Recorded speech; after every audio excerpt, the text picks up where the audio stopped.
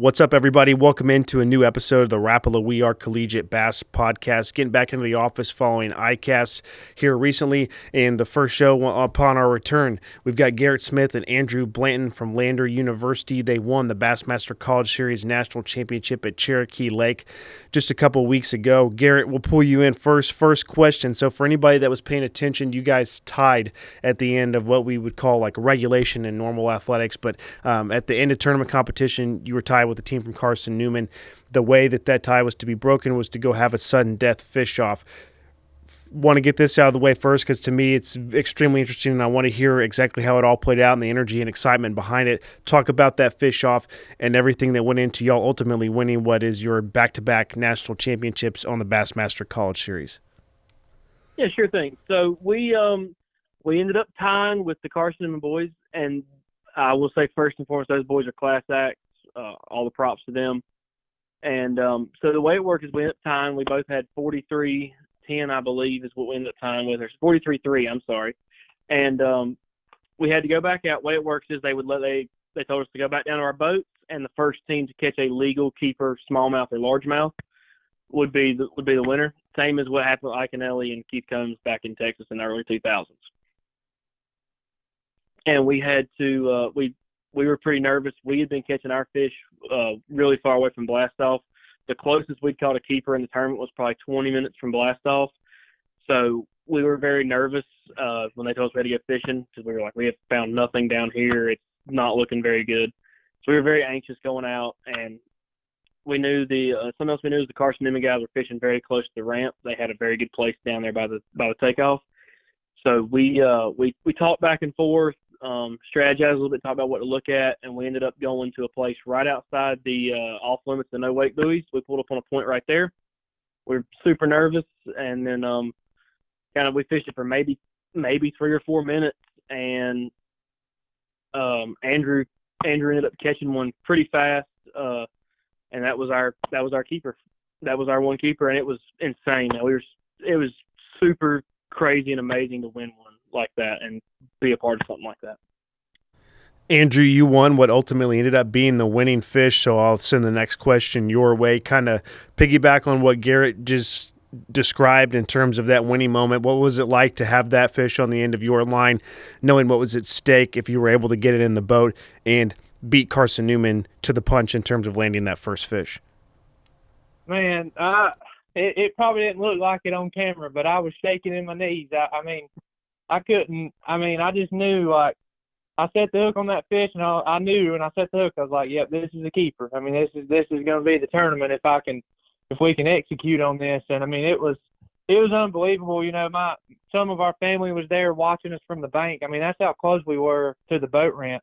Some of family and some buddies from other schools in Montebello was standing over there shouting for us when we caught that fish. So to catch it right there was awesome. I mean, it was definitely nerve-wracking leading up to that because, I mean, those Carson Newman boys, they're on the lake over there all the time. So we knew that they had some history and we're going to catch a keeper pretty fast. So, but we ended up making it happen right there at the boat ramp. Like we said earlier, 43 pounds, 3 ounces, what was the tie for first place, essentially overall winning weight of the event, and then winning it in the sudden death fish off.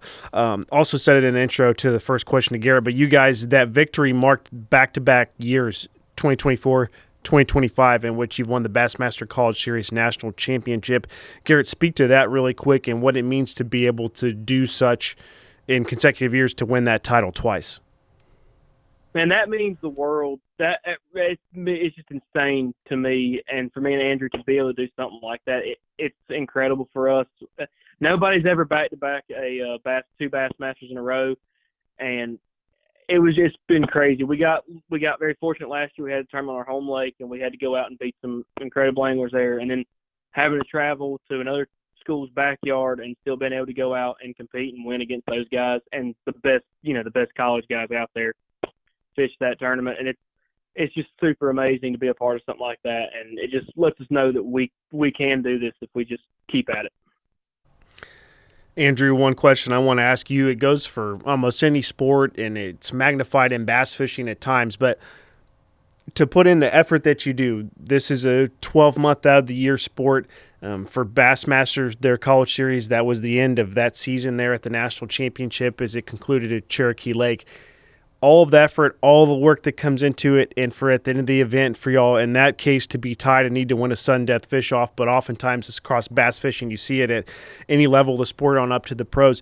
Just the difference in ounces, one key cull, one key fish catch can determine an entire 365-day calendar year for how your season is gone. You see it in football, it's down to the last play. NBA, it seems like it always comes down to the final minute of the game. Talk a little bit about the nerves, the anxiety, and maybe even the anticipation of, the magnitude of that moment to come down to just one key specific deal, or even different things throughout the week in terms of the right culls and key fish catches that led you to a point where a matter of ounces determined your fate and being able to be back-to-back national champions. All right, yeah. I mean, me and Garrett both are fortunate enough to spend a lot of time on the water. So, I mean, obviously this is something that we wanted very badly. We wanted to make it back to the bracket. And, coming into the tournament, based on our practice, we knew that, I felt like we both knew that we had a pretty good practice. And, we wanted to back it. So, ended up, I will say, this year did not feel as flawless as a tournament as far as, losing fish and just having some adversity with, the dead fish and stuff like that on the final day. But throughout each day, every day of the event, we had a moment where it was just like something happened that fell our way. The first day, Garrett caught a 4.5 pounder, and that was huge. And then the last day, in the last 30 minutes, we pulled up on a point. We had 11 pounds at this time. We pulled up on a point, and in 30 minutes, we caught 3 over 3.5 pounders, and that was huge. And then the final day, it was a lot tougher on us. We didn't catch them to the standard that we thought we were going to have to, but at the end of the day, we put up on one more place and caught a 2.25 pounder, which don't sound like much, but that culled up by about 2 ounces. And had we not culled by 2 ounces with even just a small fish, we're not in the position to win the tournament at the end of the day. So it just subtle things that looking back, we can see that propelled us to the top, but at the same time, at the time, we had no idea. So the nerves going into the fish off were crazy too, because, we didn't think we would even have that chance, considering we had a dead fish and a 4-ounce penalty. So. Yeah, I always like to hear and ask that question because you think about it in the moment, whether you're a fan of a certain team or anything, you feel these key, crucial, pivotal moments where, one call goes your way in a baseball game, or in this case, like you said, one specific bite on a certain point on a late day call made the difference in what allowed you to ultimately tie and then win in a fish off. Awesome to hear you talk about that. Garrett, the patterns that y'all put to use out there, talk a little bit about how you attack Cherokee Lake throughout practice and tournament competition. So, in practice, we started out down the lake, trying, because we knew everybody going into it talking was the river's going to be where it's going to be one at, up the river, top third of the lake, and we knew that was going to get a lot of pressure. So we tried to fish down away from that. And man, our first day was pretty rough. I think we only caught one keeper, and it was an 18.25-inch smallmouth in the back of a pocket. It was lost. I don't know what it was doing back there, but it was the only keeper we caught the first day. Second day, we were like, all right, we'll go join the crowd. So we went up there. And we tried tons of stuff down the lake. We tried shallow, we tried deep, and we just couldn't seem to make anything work down there on that first day of practice. So the second day we went, joined the crowd up the river, and we fished all day up there. We mostly focused on shallow stuff the second day of practice. And we found a couple little places maybe, and at the end of the second day we found some banks way, way up the river that had a lot of shad and some birds on them that looked right, but we couldn't get any bites. So we chose to start our third day back on those banks. And as soon as we got back up there to those banks, we caught a couple fish, shook a few off, and left them alone, and then expanded on that down throughout the rest of the river and found some more places. Keyed in on bank. We started keying in on what exactly parts of the bank that were holding fish, and those little places would have bank grass, long little clumps of bank grass that would run out off the bank or go down the bank, 20, 30 yards, and that's where you could really get some bites. And then we got some bites flipping bushes. And that last day, we were like, we got to have something offshore. And I kind of want to let Andrew talk about that because that was something he was able to really figure out was that offshore stuff a little better than me. He put it together pretty quick. So I want to let Andrew go ahead and talk about that. Yeah, so we pretty much, we knew that, like he said, we knew going into the tournament, this was not going to be a tournament that you could win just doing one thing or doing one thing in a particular area. We had to be, we had to be able to fish up the lake and kind of down mid to down the lake fishing deep. But we just started idling on, Cherokee's slam full of rock, and we started idling, off of some points and looking for, isolated rock and just maybe a difference in the rock, whether it be just a point that sticks out of the rock. And we'd mark that and was able to catch a couple of keepers off of that in practice. And actually our best point that really just ended up winning us the tournament as far as, we caught 3 over 3.5 pounds right there. And that was our best place. And we only caught one small, not even a keeper off of that place in practice. So just having an open mind and pulling up on places, whether they were good or not in practice, was a big deal for us too.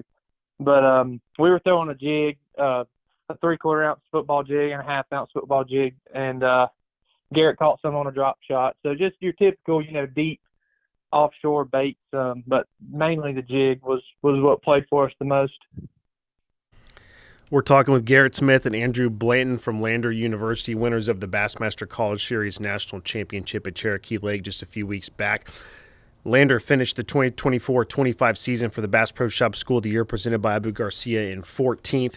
This victory here definitely going to earn them some major points towards this upcoming season. So as we continue to talk about that national championship victory, Garrett, for you to kick off the season like that, I know in years past, coming out of the preseason poll and heading into the fall with the new school year, Lander has been in first coming into a new season several times, for sure once, if not multiple times over the last few years. To be able to have another strong start, talk about the significance of that victory and what you'll hope to accomplish as a team towards the Bass Pro Shop School of the Year presented by Abu Garcia this season. That's got to give you all a good jump start. Yes, sir. It gives us another really good start to the season, and we as Lander, we're a little bit of a smaller school, and we obviously want to try to win that school year. We're trying to knock Montevella off that top rung. That's the goal. They've won it too many years in a row at this point now, So it's a big deal for us. We got to keep the momentum rolling. We have the next tournament coming up is the Big Bass on Kentucky Lake, and then Dardanelle for the School of the Year points. So we want to keep that momentum rolling into those two tournaments because we want to have another great top 10 showing, even top 5, if not win School of the Year. Let's talk real quick about this past season. As I mentioned, Andrew, leading to that question for Garrett, wrapped up the 24-25 campaign in 14th. Talk about last year, how things went, the ebbs and flows of that 12-month cycle that gets you to the end of the season and that final national ranking inside the top 25 for Lander University. It was in 14th. Just kind of recap how that last season went for you guys. Yes, sir. I would say, this has got to be one of the best seasons we've ever had.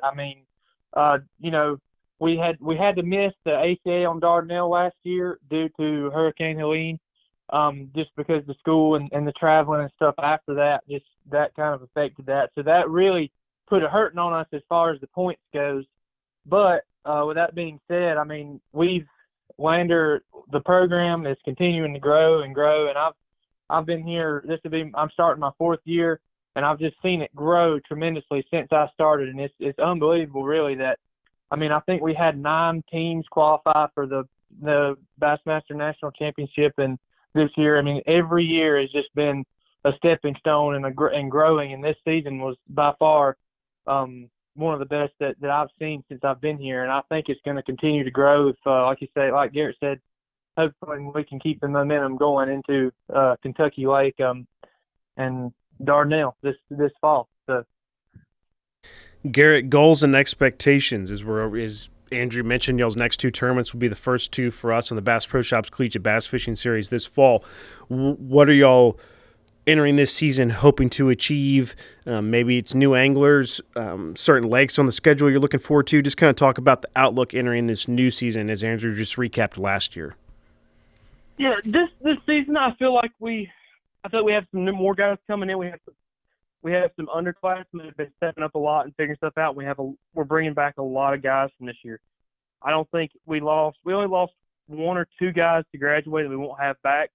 So I think continue to build, continue to become more of a team. We have the first two ACAs, and then we get an MLF on Hartwell and an MLF on Pickwick, which are going to set up good for our team as well. We have a lot of experience on those bodies of water. And last time we had an MLF on Hartwell, we had one of our teammates actually won that tournament. I feel like, especially to the beginning of the fall and throughout this fall season, we should be able to really keep the momentum going and have a really great start to the season. Andrew, last question as we wrap it up. You kind of hinted at it in your last response, but both of you and Garrett have is in terms of the goals and what y'all want to accomplish in improving your ranking this year. But talk a little bit and expand on it more. What would it mean maybe for Lander to finish in the top 10 or the top 5, possibly ultimately win the Bass Pro Shop School of the Year presented by Abu Garcia? Just kind of work through a couple hypotheticals of that crystal ball, looking forward to this time next summer. If y'all were able to achieve X, whether that be a top 10, a top 5, or win it all, what's got to happen for that to occur, and what would it mean to you and your team? Yes, sir. I think it would mean a ton. Our coach, he works really hard at making sure the right amount of boats get sent to these tournaments so that we can give ourselves the best chance. Like I said, in the last 2 years, we've just grown a ton, and to see it grow into a program that could win School of the Year would just be mind-blowing to me, and I think it can happen. I really do. We've got, like I said, we've got a lot of good freshmen coming in. We've got a lot of good soon-to-be sophomores now that really killed it this year. And I think that as we continue to grow, as a team, as we continue to communicate and to help each other out, that's something that I've noticed a change in the last year and a half or so. We've started to communicate more, which has led to more of us being able to essentially do good in these tournaments, qualify in these tournaments and stuff like that. And I think to be a program that winning School of the Year is practical, I think that's a necessity, and I think that's something that we have started doing more, and it's helped us out in this past season. I think it's going to help us out this season, and like I said, it really helps having a coach that is he is as passionate about it as we are. He wants it as bad as we want it, and he shows that in the way that he organizes us going into these tournaments and stuff like that. So I think we have the right ingredients. I think it's just a matter of time. We're gonna keep putting in the work. That's for dang sure. So, guys, thanks for taking the time and joining us here today on the Rapala We Are Collegiate Bass Podcast. That's Garrett Smith and Andrew Blanton from Lander University, winners of the Bassmaster College Series National Championship at Cherokee Lake just a few weeks ago. Guys, congratulations again on that victory. We look forward to seeing y'all out on the trail, as y'all mentioned, going to be at those first 2 fall events for the ACA on the Bass Pro Shops Collegiate Bass Fishing Series. So enjoy the rest of summer. Best of luck and safe travels getting back to school, and we'll see you guys soon. Yes, sir. Thank you. Yes, sir. Thank you so much for having us on.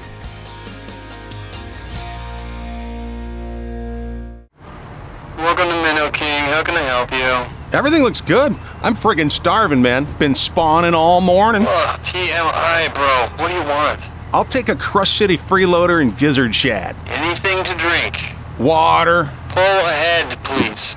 Welcome to Minnow King. We're gonna have what he's having. Yeah, throw me in a Ned BLT too. Pull ahead, please.